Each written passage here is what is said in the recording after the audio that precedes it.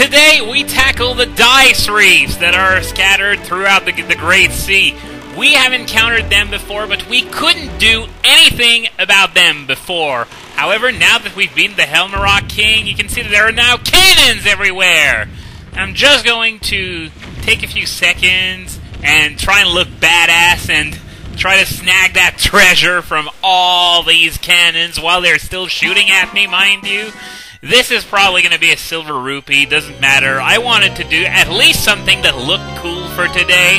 So here we go. Quota of coolness achieved. Treasure obtained while I had 17 cannons shooting at me. So what you're supposed to do in these places, now that there are cannons everywhere, simple. Just destroy all the boats, destroy all the cannons, and a treasure chart will appear on one of these rock outcroppings that you see all over the place. There are other rings of light, but I'm going to take care of them off-screen because, well, these are just minor treasures, not really worth recording. Like I did for just about everything that I collected off-screen thus far.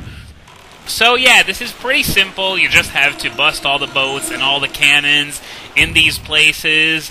The problem is that you're expected to do so 6 times if you want to do 100% completion. This is entirely optional, meaning if you're not into side quests, you might just as well skip them, but if you want full completion, then sorry, but you gotta do all 6 of those dice reefs that are scattered throughout the Great Sea.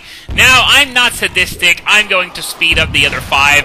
I'm just doing this first one at normal speed with commentary just to show you what it's like.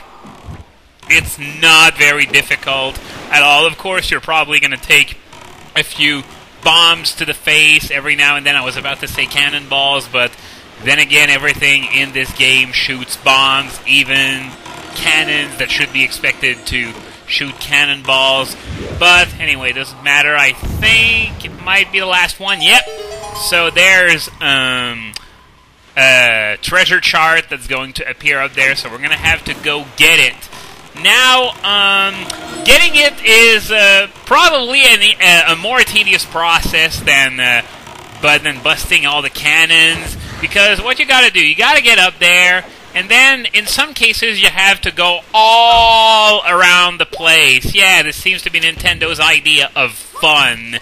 But I think it appeared all the way over there, so I'm not going to have to do too much mileage in order to reach this particular one. So what you want to do, you want to go at the highest possible point. Then you pull out your Wind Waker, change the wind's direction to, I believe it is north, if my lousy sense of orientation is correct. It is north, so now I guess you already figured out what you have to do. You have to whip out your Deku Leaf, glide over there, and snag the treasure chest. Now the treasure charts that you can find on those dice reefs, the treasure you can find using them is more charts that point you towards side quests and other optional things to do.